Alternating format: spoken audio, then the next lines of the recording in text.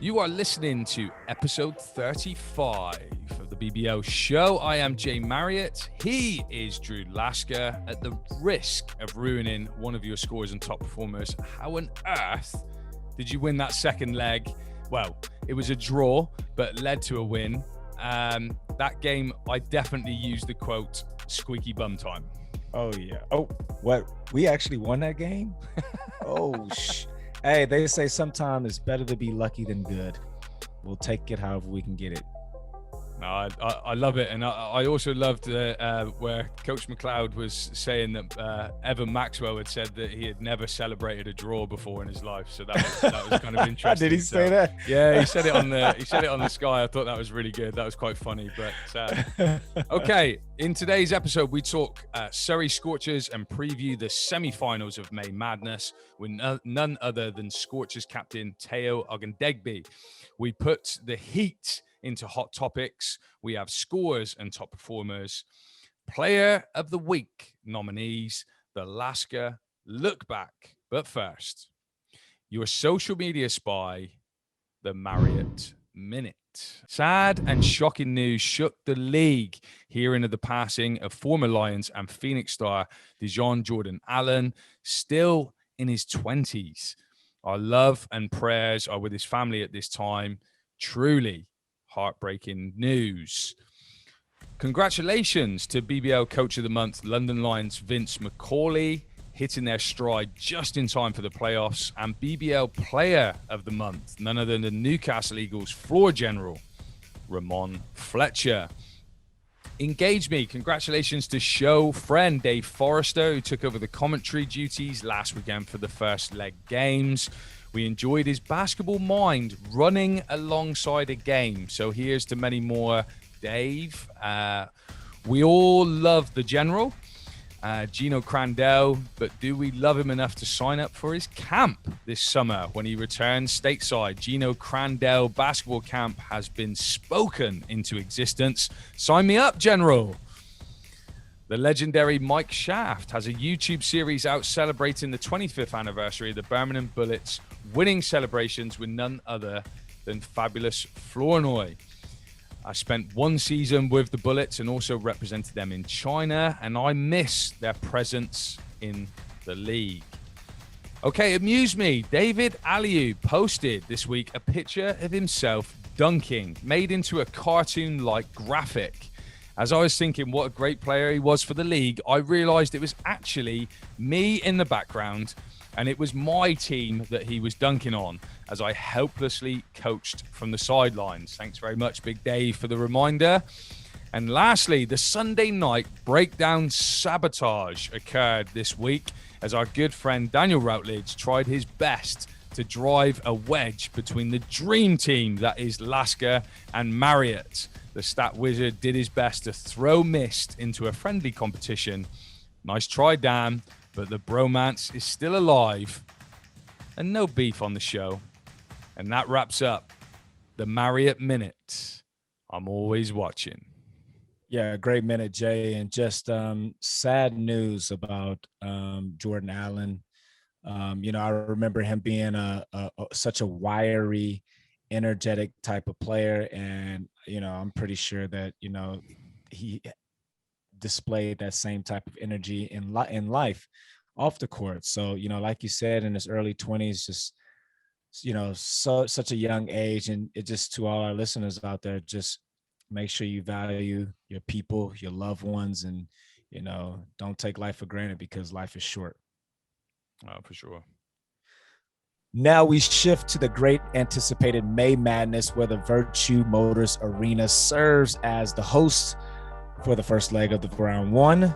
We kick off on a Monday, where the number 1 seed Leicester Riders take on Coach Andreas and his 8th seed Bristol Flyers. After a tightly first half affair, the Riders put the hammer down in the third quarter and had the Flyers locked up. They won't let me out. Opening the game up and winning the first leg by 29. 85-56 is the final score. Gino Crandell leading the show with 21 points and 10 assists. Next up in game number 2, the number 2 seed London Lions take on Karan Ross and the 7 seed Cheshire Phoenix. After the Phoenix dug themselves into a deep hole, they rallied back, losing 73-66 and getting themselves within striking distance for game 2. Dirk Williams paced the Lions with 22 points and 4 rebounds. Tuesday, the host and 4 seed Newcastle Eagles take on Mike Tuck and the Sheffield Sharks in what many felt was a pick'em. This game did not disappoint as the Sharks rallied back from 17 down and setting up a game for the ages in game number 2 as they go on to lose by a basket 79-77. Mr. 26 Darius Defoe stepping up huge with 18 points and 4 rebounds. To wrap up the evening, the hottest team in the BBL since January, the 3rd seeded Plymouth Raiders take on the 6th seeded Jordan Williams and his Worcester Wolves.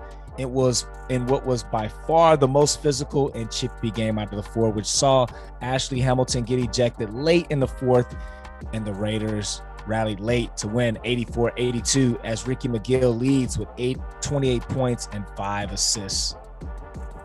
Wednesday, all 8 teams make the trip down to the University of Worcester Arena as the Leicester Riders begin the second leg with a healthy lead and pretty much had 1 foot, 1 hand, 9 fingers in the semifinals as they took that 29-point lead into this one.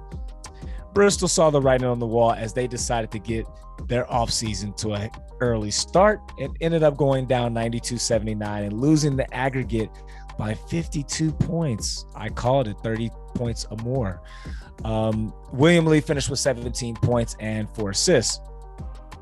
Next up, the Lions take their 7-point lead into game 2 with the Phoenix after a fast start and a quick timeout by Coach Ben Thomas. But even Coach Ben could not stop the Lions' onslaught as London wins 95-60 in one of their best performances of the season. Justin Robinson finishes with 13 points and 9 assists. Thursday, the Eagles take their 2-point lead into the second leg, in which the Sharks were able to bring the tie even after the first possession. From there, the Sharks rolled as they looked sharp and efficient all night after a Mike Tuck 3 would put them up by 14 with 6 minutes remaining, and the Eagles looking dead in the water. But unsung hero Evan Maxwell says, "Hell no to the no," and went to work getting bucket after bucket in the paint. Tie game remaining with seconds. Run that back. Tie game with seconds remaining. Justin Gordon puts back a block Fletcher floater to put the Eagles up 2 on aggregate. 7 seconds left on the clock, which is enough time for a catch and shoot. And Sharks get a great look at the rim, which falls short, and the Eagles escape to advance to the second round and a date with the league champions. Finally, to wrap up the evening, the Wolves, and with home court advantage, takes an early lead into this one and gets off to a fast start. But the Plymouth Raiders, who seem to have that magic and that invincibility factor, claws their way back to win 96-81. And of course, like clockwork, Ricky McGill finishes with 29, 6, and 7. And begs the question, is this the year for the Mean Green? And that wraps up the quarterfinals. And we move to Morningside Arena for the semifinals, which will be held on Tuesday and Thursday, and you do not want to miss it. Great scores and top performers right there, Mr. Lasker, and that leads us into the Player of the Week nominees. We've kept it short. There were a number of big performances here, but we've gone with a duo, starting with Justin Gordon. Newcastle Eagles big man is getting going at the right time with 25 points, 9 rebounds, 5 assists for a 34 index, matched only by none other than Plymouth Raiders' Ricky McGill, coming up big over both legs. But the second leg, 29.6 rebounds, 7 assists for a 33 index is the performance we are focused on. Get voting, guys. These games are coming thick and fast, so we want to get that POW up there quick. Okay, let's put this ship in reverse. It's time for a Lasker Lookback. In this episode of the Lasker Lookback, we take a deeper dive into the 4 teams participating in the BBL semifinals, beginning with the champions, Leicester Riders. In 33 seasons in the league, they reached the playoff finals in the 2000-2001 season, where they went on to win it. Since then, they've gone on to make the finals 6 more times. Since 2011-2012 season, they have gone on to make 6 out of the 8 playoff finals. The London Lions, who also entered the BBL in the 87-88 season, has had a little less success than the Riders. London has actually never won the big game, but they have only played in 3 finals, with their first one being in the 07-08 season, then following that up in 14-15 and in 17 and 18 season, in which they have been runners up in all 3 appearances. The 3rd-seeded Plymouth Raiders entered the British Basketball League in the 2004-2005 season. In 7 playoff appearances, they have never been to the finals. Is this the year? And finally, the Newcastle Eagles have had 25 playoff appearances. Since the 2010 season, the Eagles have made it to 5 out of the 9 playoff finals. Essentially, since the 2011 season, the Leicester Riders and Newcastle Eagles have featured in every single final. With them facing off in the semifinals, it looks like that streak will continue. And that is your Lasker Lookback. And great look back as always. And let's analyze this semi-finals. Let's get him in the hot seat. Our guest, Surrey Scorchers captain, Teo Ogendengbe. Teo, welcome to the show, my friend. How are you? Teo. I'm good. Thanks for having me, guys. It's an honor. It's an honor to be in your guys' presence and get my own flavor on the show, man. I'm excited. We had to get it done. You're the captain, man. You know, you the guy. We had to make it work, that's for sure. But hey, let's start off with a little Surrey Scorchers talk to start the conversation. A real roller coaster of emotions for you guys. How would you evaluate the season? As you guys probably saw, it was rough. It was a rough season. Probably one of the roughest seasons I had in my career, with a combination of COVID and guys coming in and out. It was really hard to keep some sort of consistency and to keep some sort of high level of play. So yeah, it took a toll. It took a toll on everybody, coaches and players at turn. But towards the end, we kind of figured out something that we wanted to roll with. But by that time, all the odds were against us. We had lost too many games by single digits, and all odds were against us by the time we got some sort of flow in motion. So it was rough, with a combination of no fans and the late start, and then starting and then not playing well to start, and then getting shut down because of COVID. It was just all one thing after the other. Injuries. It was really, really rough, and it was really hard to keep a strong mental focus on what our goal was. So it was a tough season. Yeah, for sure. And I think all of our listeners out there know that I was the biggest Surrey Scorcher fan out there. As you know, sure. I never lost faith, and it ended up losing me the weekly pick. Cost you a dinner, man. Between you guys and Plymouth. But I don't know. I just felt like you guys were gonna just turn it around, and I kept believing, and you guys did. But like you mentioned, it was just a little bit too late. But the biggest thing that I saw from you guys is just, it felt like at the beginning of the year, you guys just didn't really have any chemistry. And you mentioned a lot of factors, but those are factors that everyone in the league had to deal with. So if you had to pinpoint one thing, because I know Creon personally, and I'm sure Creon was there preaching in practice about defensive rotations and being together, because Creon is a big team guy. What do you put that down to, as you had a chance to reflect on why you just didn't think it came together for you guys? I mean, looking back on it now, it was hard. If you take the way the season started, Creon put together a great team to start the season. And then I think it was a week into practice, we lose one of the main players in the team, who was Trayvon. And Trayvon Wright was one of the main guys we had on our team to keep the kind of the way we wanted to play moving forward. So that was like the first step in the kind of the dominoes falling. And that just triggered one thing after the other. I know, like you said, other teams had things going on, but we just had things going on one after the other. And once Trayvon went down, everyone was still positive. Everyone wanted to carry on and everything was good. But in the way he went down, it was kind of a mental blow to the team because Trayvon had been with us during the summer practicing as well. So all of the guys that were there, we'd got a tight unit already, and we were really upbeat and ready for the season. And the way he went down and how he went down, it was really rough on the team. So that was the first step. And then from there, we were just battling against the things that were coming against us. So like you said, all teams were dealing with different things, but as our team, we don't have that much consistency. We don't have that much, like you said, we didn't have any chemistry at the time other than what guys had been doing during the summer. So that, and then with the other things that came along, it was knock after knock after knock after knock. So we were literally trying to bounce back like every 2 weeks. We were like, hey, boom, that's gone. Let's bounce back now. So we're starting from ground zero again and we're bouncing back. So it was rough. It was rough. But I've got to give credit to the guys that finished out the season because everybody stuck with it. Everybody had a strong mind frame, and we still produced some great games, I think.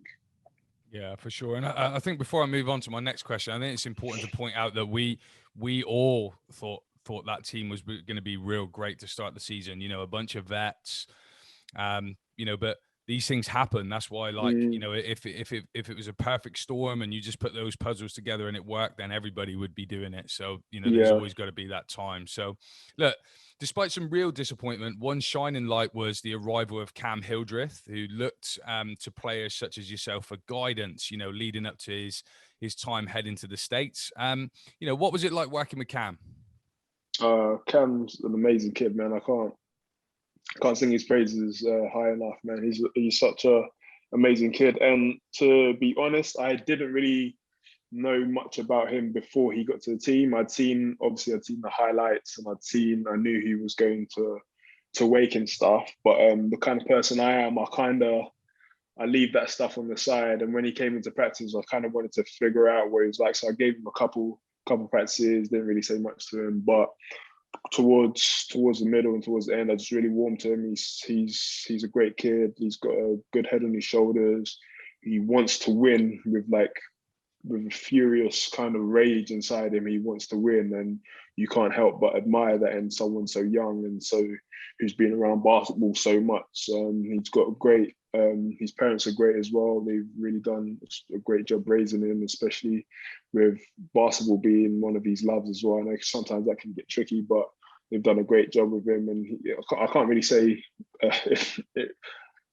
much more. Like he's a great kid, and his talent speaks for itself. Like his core base of fundamentals is so high for a kid from England that's growing up in the system. Like I can't really say, like he's obviously everybody knows he's going to be one to watch, but he's got that it factor. He's got that special thing about him. So I'm already a fan of him. So it'd be amazing for me to see how far and what he does. And we can't take his talent for granted, because just to put it in perspective for the fans out there, you know, I think his splits were like, 10 points a game and maybe like 4 or 5 rebounds. At 18 years old, there's no way I could score 10 points a game in the BBL. There's no way. So let's not take that for granted. The thing that caught me with Cam is he came into us and he immediately had an impact. When I was his age, and I think I came in similar age, maybe 19, 20. Like I had to find my skill level and how I was going to play at the BBL. He came in and said, I'm going to play like this in the BBL. Yeah. Like it wasn't, he wasn't adapting his game. He said, whatever I was doing at school and whatever I was doing in Division 1, I'm just going to bring that Cameron Hildreth to the BBL. And he did that really well.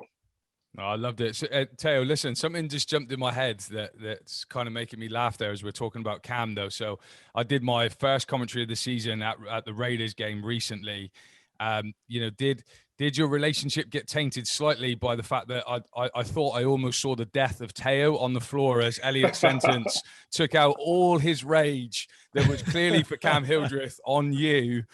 It was an unbelievable scene, and yeah, it was a little bit like the Undertaker, the Tyson Fury moment where he just stands up. I was like, he's out, and then you just got up and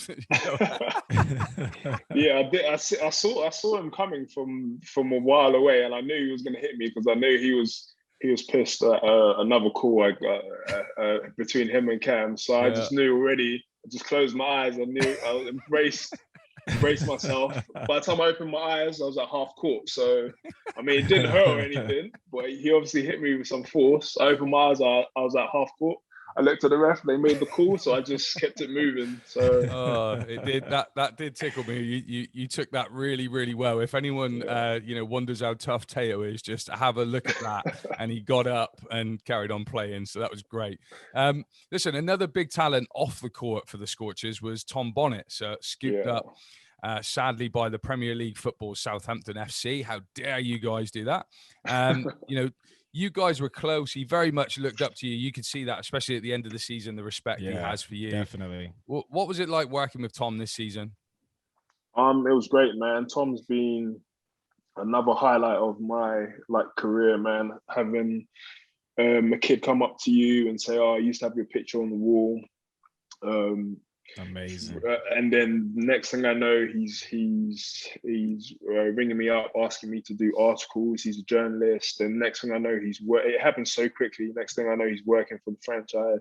Next thing I know, he's one of my guys. He's one of my friends, and he's just improving at what he does day by day by day by day. He's getting it. It's clicking. And then it's only a matter of time before someone sees that kind of talent, and he's had to move on to take his career to the next level. But I've got a lot of respect for him. I've really seen his progress in such a short period of time, and obviously him, the connection we had from him saying he used to watch me play when I was younger and stuff like that, and he had my post on the wall, stuff like that. So there's a different kind of connection there, and I feel like I've really been a part of his journey. So it's great, and it's a little bit emotional thinking about it, but it's great to be a part of someone's life like that and just have an impact.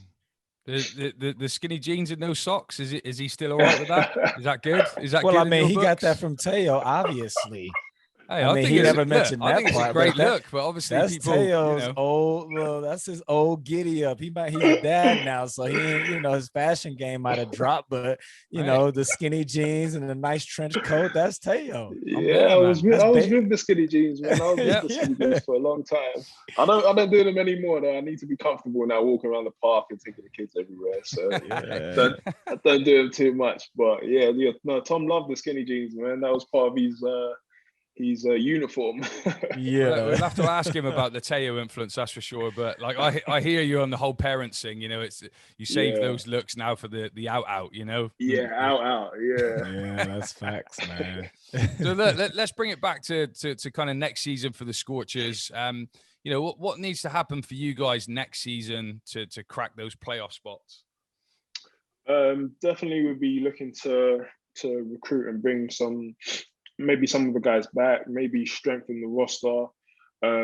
We need to try and figure out how we're going to get this chemistry thing going early. So whether it is starting earlier at preseason, wherever it needs to be done, we've got to figure it out. And just more for myself as well in leadership. I feel like sometimes this season I kind of let things happen rather than stepping up and directing them in a kind of manner. So for myself, like a bit more stronger leadership, that can be shown. There's a lot of things we need to improve, but I feel like step by step, we improve one thing and then one thing and then one thing, and things will be better. So it's still a far way away, so we don't know how things are going to plan out, but I'm positive. taking a couple of weeks off, and then I'm getting straight back into the gym. We want to come back stronger, come back harder. Let's get ready for the next season. Yeah, well, I mean, I've said it many times on this show, and you, in my 16 years in the BBL, you are by far the most improved player that I've ever seen come through this league. I remember when you couldn't run and chew gum at the same time. You know what I mean? And now, like, to see you evolve the way you are into a bona fide scorer. I mean, I remember my time with you and, 2011 there in Guildford, and how you were just a student of the game. You would have your iPad, he'd watch NBA every morning. And, and that has a big thing to do with your development over the years. And I was going to pivot to you kind of touched on the answer. I was just going to say, as you hit this last stage of your career, like, where do you see yourself evolving to? It's a good question. I mean, I feel like throughout my whole career in the league and as a basketball player, I've just been trying to change and add different things. I think because I picked up the game really late, started playing when I was like 16, 17. So every year, every season, I'm still learning something new, whether it be fundamentals, whether it be skill level, I'm still learning something new. And I've been lucky in that the league that I play in is a league where year in, year out, different things are thrown at you. So I'm able to change almost each year how I play and try and adapt to whatever my team needs or adapt to whatever makes us strong on offense or defense. So it's just about adding things to my game. I've got to give a big shout out to Creon as well, because every summer people don't really see it, but every summer, as soon as the cameras are off and everything, we're back in the gym. Like this obviously this summer was rough. Even though we was out in the parks, we still got it done. We were out in the parks, but here tell me like this is the next thing we need to work on for me to be efficient. And I'm getting older, so I'm getting a bit slower. My endurance is getting a bit lower, but I'm able to adapt by just working on different things, whether it be shooting, whether it be a one dribble pull up, it could be anything. These small things I'm just working on to adapt and keep myself in the league and keep myself effective in the league, which I feel is really important. I just don't want to be a guy that's just out there. I want to try and be as effective as I can for the benefit of my team. Yeah, and thinking about how Tom Bonnet looked up to you when he was a kid, and when you do decide to hang him up years from now, because you still got a lot left in the tank, what would you want your legacy to be? What would you want people to know you as once your career is done here in the BBL? That's a good question. I just wanted to be, I said it early on in my career, I wanted to be one of the guys that was able to play at home and to have kids come and say like, oh, that's Teo, he's English, he was born here. Oh, so if he can do it, like why can't, do you know what I mean? And actually have a solid career where you're able to live comfortably and be okay. And I think that was one of my main goals when I decided to like concentrate on playing in the BBL, was to just be a guy where I could go into schools or I could go to basketball clubs and relate to other kids and say, look, I grew up in this area or I grew up in this country and I'm able to play here and I've been playing here for such a long time. So if any kids can say that and say that they've seen me and I've been able to inspire them, that would be the main thing for me. Yeah, I love the whole late to the game story as well. I just think that's fascinating for kids to see, because I feel like we are playing younger now. We were all sort of in a similar boat. I think I picked it up slightly younger than that, but definitely started to get more serious around that sort of 15 years old. But those are the stories that kids need to hear, because ultimately, like, it's about hard work. As hard as you're going to work at it. For example, you could have come in the league and just accepted where you were at, and now, I'm sure Drew feels the same way. I'm putting the house on that corner ball three, and just the way that you've improved your game has been great, and I love that whole home body thing. Like, I think that's fantastic. Look, will the infamous Surrey bubble be in full effect this summer? I can't say, man. That's down to Coach Creon, man. Like I said, every summer we're working. and he's taken that upon himself to bring players in. It's great for me because we have a section of the summer where I'm just working on individual stuff, and then he's like, boom, I'm going to bring these guys in, so I get to test out all these different things I've been doing all summer. So I don't know how it worked this summer. Last summer it was amazing, obviously, because of what was going on, the pandemic, and the bubble nicknames stuck, and we had guys coming in from everywhere. So it was almost like a movie. So I don't know what it's going to be like, but we've got the reputation of being a good place to come and hoop during the summer. So and Creon's really a players coach, so he has a good connection with not just players from his team, but players from other teams. So he'll bring guys in, let them play, even develop their game while they're there. So it's down to him really how much he wants to let people in, or open up the bubble, or close the bubble, pop the bubble, whatever you want to call it. Well, let's not call it a bubble, because technically it wasn't a bubble, because I'm pretty sure there wasn't tests going on every morning there at Surrey Sports Park. Well, the bubbles turned into bubbles because other clubs started cottoning onto it. But look, you need to tell Creon from us, we're formally inviting ourselves if that happens, because the show will, in the words of Will Smith, roll into the summertime. So I like that. look out for that. We're going to keep it going, that's for sure. Okay. I like that. May Madness is in full swing. Only 4 remain. If we were being very American, we would say the final 4. It's the semi-finals coming up this week. Let's look back before going forward. So no surprises in the quarterfinals. Teo, anyone impress you so far, and who disappointed? Oh man! First of all, there was some great games, man. Some great games. It was intense. I had my eye on Plymouth just from the start, just to see what they were going to do throughout this. And I've got to say, Miguel, man, he's a lot to handle, tough. Man. I'm yet to see, when he gets going, I'm yet to see a team contain him properly. And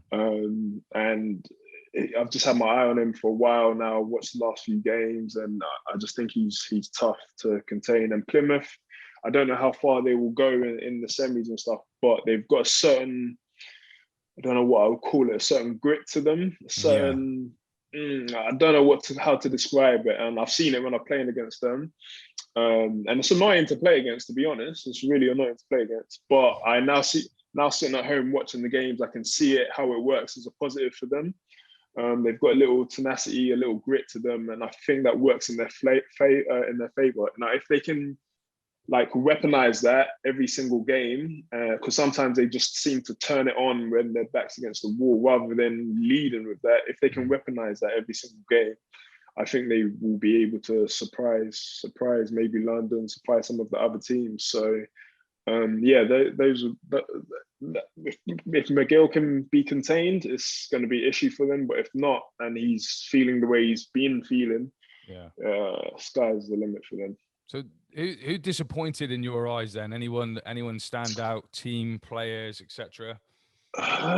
Disappointments. I wouldn't say anyone really disappointed. I expected everything to pretty much go the way it went. I would say maybe Sheffield Sharks, maybe thought they should have stolen that one. Maybe they should have taken that one, but Newcastle is Newcastle, and they do what they do. And when Fletcher's around, it's another situation where you have to contain him.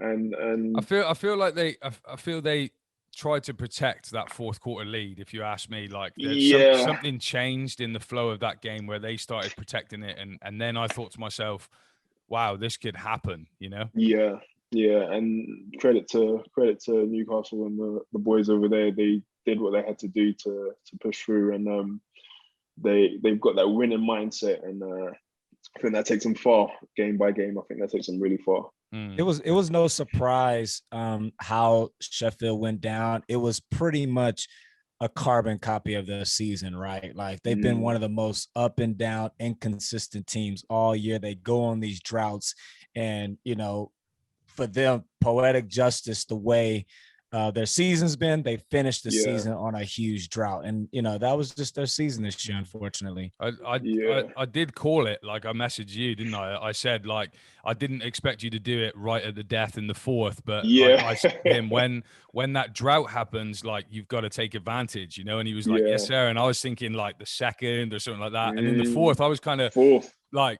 I was nervous, and then they started making this comeback, and it was good. But yeah, sadly for them, it's quite a mystery, really, because I think Gino said it in an interview as well, that he said that, like, Hemsley's gone so under the radar just because it's been the Sharks and there's been other talked about teams, but they really had that Hemsley's talent a player.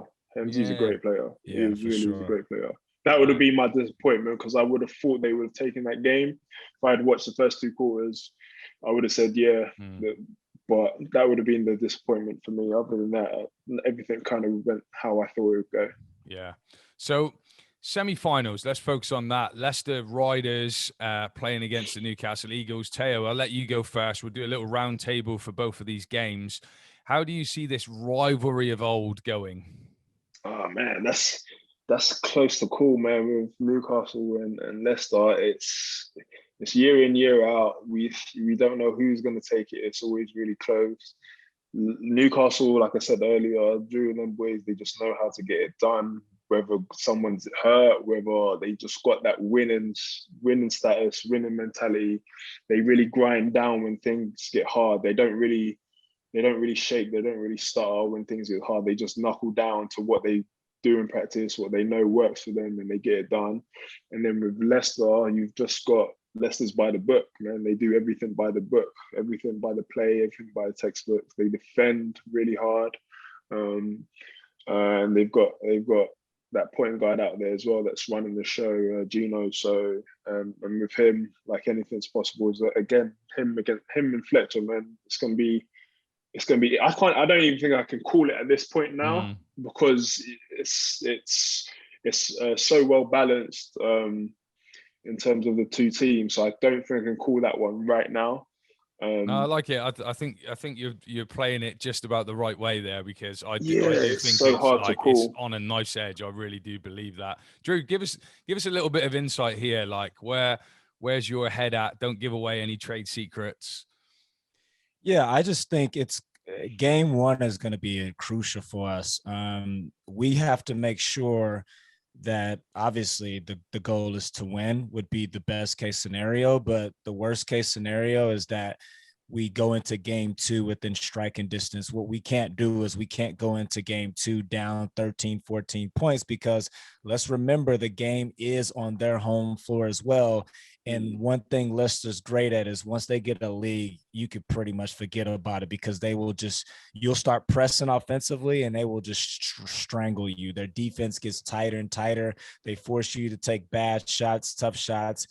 And it's tough to play from behind when you're playing Leicester. So, that's just where I think we need to be at as a team. Individually, if I'm just thinking about the roster, what we can't do is we can't let I would almost prefer to see Gino score 25, 27 points. I think that plays into our hands. If he's running the show, pulling the strings, and he has 13, 14 assists, that means he's picking us apart. And that means there's other guys on the team that's really hurting us. So, it's going to be really interesting. Like Teo said, it's really tough to call. Just like our game last round, it's a pick 'em, really. I think the only thing that we have going for us is that, we're pretty much the underdogs. They have the pressure, they're the league champions. And especially after getting new life with Sheffield, you can almost say we're playing with a little bit of house money. And sometimes those are tough teams to play, so, but we'll see. You don't feel like Tuesday night. You don't feel like you've got a little bit of momentum now going into definitely. Sheffield game? Yeah, absolutely. I was telling Jay off air that I feel like we are a little bit battle tested now, whereas Leicester won by 56 points. And sometimes that can give you a little bit of fool's gold, So yeah. I do agree with you. I think the first game, it needs to be contested. It needs to be tightly contested. I think that second game is going to be where everything really. I don't think there's going to be a blowout in the first game from either side. But I think the second game is where it's going to be, and then that's when the players come alive. That's when it's time to go. So that's when we're going to see the Fletch. That's when we're going to see the Gino. And so it's going to be a sword fight. So it's going to be whoever's. They both got like such big time players. That's the thing for me. And I think for Drew and the Eagles, I think that it's going to come down to how much is left in the tank, making sure that they're well rested. I don't think there's any, new little recipe they need to add in there. It was really nice to see, Justin Gordon is getting going again. You can see that, like, you can just see it when he's playing that little bit extra fire, that little 10%. That's gonna, because he slowed down a little bit, didn't he? From his injury, he slowed down a tiny bit. But I can see that coming back now. So his motor in that second leg was just like unparalleled, wasn't it? And then obviously, Maxwell is synonymously a first half player, and he really came to life. And that I guess I was surprised because I wasn't expecting that. I was like, oh, it's usually Justin's time in the second half, but it was nice to see. So it's going to be a battle for sure, and a real exciting game. And it might be one of those games where like that's the final, if that makes sense. We've seen that time and time again, where unfortunately the best game was in one of those semifinals, and that could be the one. But moving on to like, just as tasty, I think this matchup, London Lions versus Plymouth Raiders. So rerun of the cup final. There'll be a few little differences, like they now have the real Hamilton showing up, who's going to be playing in his real role, in his real minutes. I think that is a massive factor. We've seen the Lion come out, for want of a better word, in him whenever he's played London. So how do you think this one's going to go, Teo? I think it's. I've already spoken about McGill, so I think if he can be contained, it's going to be a problem for Plymouth. But like I said earlier, if Plymouth start off and weaponize that kind of tenacity they've got and attack the game like that, obviously they need to slow down the weapons on the other side. Though that's going to be a key factor for them. If Dirk gets going with those 3-pointers, shooting whenever he wants, however he wants, if you let him do that, it's going to be a long night. Also with Liggins controlling everything as well, passing over the top of everybody, pickpocket and finding people. And they've got another winner on their side over there with Justin Robinson. Justin Robinson knows the game very well. So it's going to be a tough. I think Plymouth are probably going into that as underdogs. So it's going to be a tough role for them.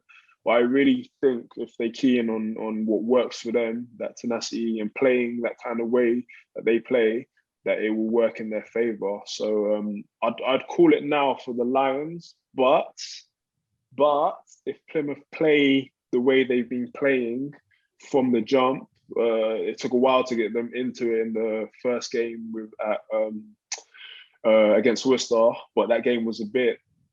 Some of the calls that were made, stuff was going on. It was a bit tic-tac, but if they can get into it nice and early, get that flow going and quiet the Lions, quiet them early, it will work better for them.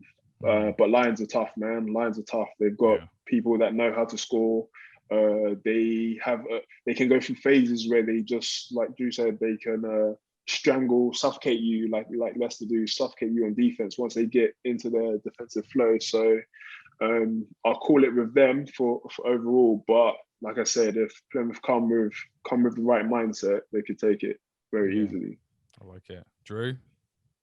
Yeah, this is a tough task for the Plymouth Raiders. Obviously, I picked Plymouth in our predictions before the playoffs started, but that's before I saw the Cheshire onslaught where the London Lions showed you the best versions of themselves. And this is where it's tough and unfortunate for Plymouth, because it's tough to beat them twice. Us and Leicester and whoever else would have been in this position, everybody in a one-off, I think everyone liked their chances on a day. But to beat that team twice over the span of 48 hours, it's hard for me to see any team in the league that can pull that off. Just because, you know, that three point is real. Obviously, they've done it over the course of the season. They've shot a high percentage. They've taken the most, and they make those shots. And if they get hot, there is absolutely nothing you can do. And so, you know, that worries me. Another part that worries me is that there's no Prince eBay. And so, you know, with London having the rotation of the three bigs, do they beat them up inside as well as outside? Because they only got Michael Ochorobo, and if he gets in foul trouble, then we're moving Will Neighbor to the 5. He's having to battle, and then that takes away from his perimeter game offensively. So, you know, it's a big hill to climb for Plymouth. But one thing for sure is that this time around, my young fella, Mike Morcell, he has to be ready. Porter Bunton, he has to be ready, because I think we all saw in the trophy final that they just wasn't ready. The moment was too big for them. But that experience playing in a final will help them this time playing in the semifinal. So I expect those guys to play much better. Hopefully Porter Bunton is healthy. Obviously, he didn't play in the second leg. So, you know, I just don't see, even though I picked Plymouth, I can't see them beating them twice. Yeah. I mean, look, for me, it's the only time the whole year I've gone against them, and I've got some serious slack for that. And it's hard for me. Like, I hope I'm wrong. Like, I genuinely do. Like, if there's any prediction I want to get wrong, it's that one. But I totally agree with Drew that over 2 legs, that is a monumental task. And if they do that, you know, then absolutely hats off to them, because they really do have to change the momentum of before they've even stepped on the floor. The Lions are the informed team. You know, they came chasing for the league. They gave it a really, really good shot. And they've just kept that ball rolling. You know, you got Coach of the Month with Vince. And as you guys have pointed out, like, the weapons they've got is unbelievable, and their 3-point shooting. Defensively, you know, they've got levels that I still think that there's probably a level that I saw in that European game at the start of the year that I haven't seen all year. So I'm just wondering whether that might make an appearance at some point in this playoff run.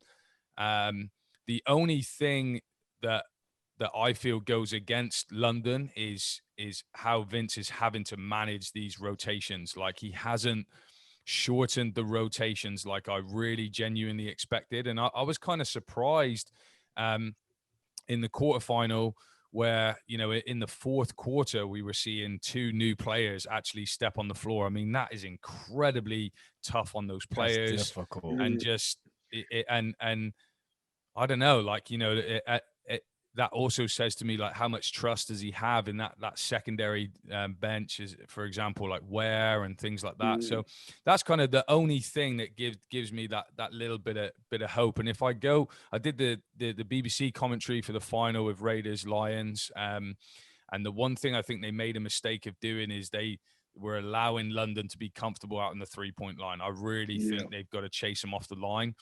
But hey, that's so easy to say in principle, and so difficult to execute, because then you start to open up, you know, those lanes and that length. So it's going to be very difficult. Also, I agree with you, Drew, that they haven't, in terms of record, they haven't really missed a beat in terms of eBay. But I think come playoff time, that extra body, that shot changer, and also Ubiaro as well. I genuinely think he'll be a big miss. I think Elliot Sentence has done a great job. Apart from the running back incident with Teo, he's been pretty solid for them so far. And Beastie as well. You know, like, you have to admit that he's been just a really good role player and had a good showing in the quarter. So I hope I'm wrong, guys. You know, like, I do hope I'm wrong, but over 2 legs, just a very difficult thing to go through. But Teo, listen, thanks for joining us. That's a really great insight right there, is that we're in the eye of the storm that is May Madness. Enjoy some well-earned rest. Definitely. I know you're like me. You got 3 kiddos, so I'm not sure how much rest you're going to get in those 2 weeks. But oh, he'll be on a vacation soon. You'll see it on IG. Teo like his vacations. You'll see some beautiful blue water here in the next 4 weeks. You better believe that. Hey, work hard, play hard, man. That's the way it's got to be, mate. That's the way it's got to be. But I'm sure we'll catch up with you in the summer. You know, as Definitely. you said, we're keeping this rolling. So I'm sure we'll check in with you again. And good luck for next season, mate. Definitely, it's a pleasure. Thanks for having me, guys, man. It's been a pleasure, man. Really enjoyed it. Thanks, Teo, man. Have a good one. Okay, Mr. Lasker, me and you. Hot topics time. May Madness. Has this changed the face of the playoffs moving forward, or just a COVID wonder? Great question, Jay. I honestly have loved everything about May Madness. I know we've seen on the socials everyone criticizing the name. Okay, yeah, it should have been Mayhem, but that's irrelevant. The name is irrelevant if the product is terrible. The product is the only thing that matters, and I think it's safe to say that so far it's been great. I love the fact that the league decided on the neutral venue, starting off in Newcastle and then everyone having to make the track down to Worcester. So I think it's brought a little bit more excitement. Is this here to stay? I honestly still would like to see a 3-game series moving forward. Last season was supposed to be a 3-game series, but obviously we didn't make it to playoffs. And I like to bring that back. But as far as if they decide to keep this, I don't know. But I love it because I've always been a big fan of those Birmingham days, the NIA, where the league flocked to the NIA and in Birmingham, and we had the final for the semifinals and finals there. So, Leicester is going to pretty much substitute that Birmingham experience. So in the future, I don't think it sticks, but it's been great. I'd like to see a 3-game series again. And, I'm okay with the one-off final. So I'd like to see a 3-game series and then a 1-day final, which could be at an O2 or a Newcastle or a neutral venue. But I just think it's just this season in particular is just a one-off. Yeah, I mean, I'm with you. I've really enjoyed it. Totally 3-game series, and again, very similar to you, like very happy for it to be the one-off final. And I think, I think you got to keep it at that Birmingham. There is no better venue. If you guys I've experienced finals as a player. I've experienced it as a fan. It just is a really great event. I think it's something to build on, and that's the one thing that we've got to realize that through this year is everything that's happening. So even for us with the show, like we want to keep building. We got a little something for you coming into the finals. I've already kind of alluded slightly to the fact that we are going to continue in the summer. It's all about raising your game. The BBL player, that has to improve, but we took the stepping stones to have that in place. And I think that was fantastic, and I've enjoyed that. And now we've got this May Madness product. I think it just needs a little tweaking, little shaking. But I'm a big fan of this. Like, I know we call it the bubble because we've got this whole pandemic around us, and that's the kind of name that it's going to be called. But I kind of like the idea of maybe having like a pre-season type thing where everybody's involved and it's in one place, and it just gives you that feel. And also come playoff time, I like that feeling as well. I do enjoy that. So I don't know how we could incorporate it, because I think me saying I want a 3-game playoffs, you have to have the home and away and people fighting for a reason during the league. But yeah, I've enjoyed it. So, May Madness, I'm nonplussed on the name, to be honest. I don't know if it should have been called something else. I've just enjoyed saying it. It doesn't really affect me in that kind of way. And I will give credit to the league this season. If anything I can give credit to is the courage that the league has had to try different things Yep.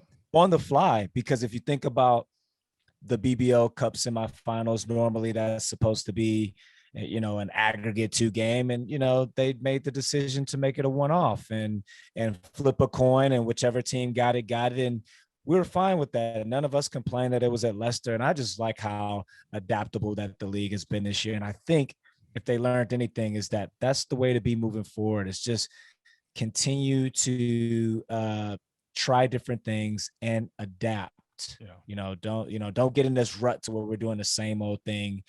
And it just makes it fun, and it makes it exciting. It shakes it up. And listen to, to the fans, and see what the people out there want and what they enjoy. Doesn't mean you have to do it exactly like they say, but like, you want to be able to appease to the fans. And so it's great that we know that Selena keeps her ear to the streets, as she likes to say. And so that's great. That's what you have to do if you want to grow as a league. So we hope this is the beginning. Yeah. And I think, shout out to Selena as well, is really, she doesn't have her feet properly under the table yet. She's had to deal with a pandemic.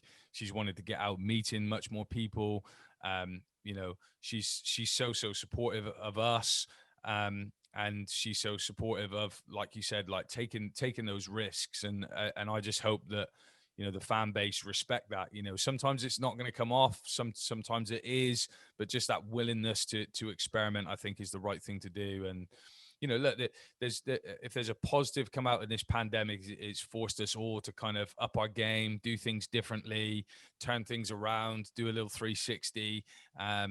So hopefully we come out of this and take a little bit of the old that was working and take a little bit of the new moving forward, and hopefully it's going to be a fantastic product moving forward. I'm excited, that's for sure. Absolutely. That's it from me, folks. Look out for graphics on our involvement in the May Madness playoff finals. I think it's safe to say that we are going big. And then our season-ending pod, episode 36, will drop on the Tuesday after. A long season gone by so quick. Fingers crossed this pandemic is in its last legs. Hang in there, guys. This old man right here has had his first jab today. Let's go. Love and appreciate you all for listening. And that's Marriott out. Yeah, guys, look out next week for episode 35. Keep your eyes peeled to the socials. We got some exciting news breaking for you all. And yeah, this has been so much fun. And I've seen the last couple of weeks that the most popular question is, are you guys continuing? Yes, we are keeping this show rolling through the summer, but it is great to have that confidence that you guys actually want it.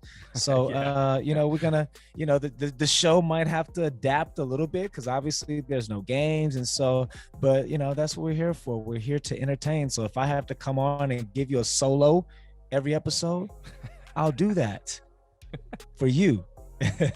But same place, same time next week, guys. Make sure you go like, review, rate, do all that great stuff for us. And we'll see you guys next week on the show.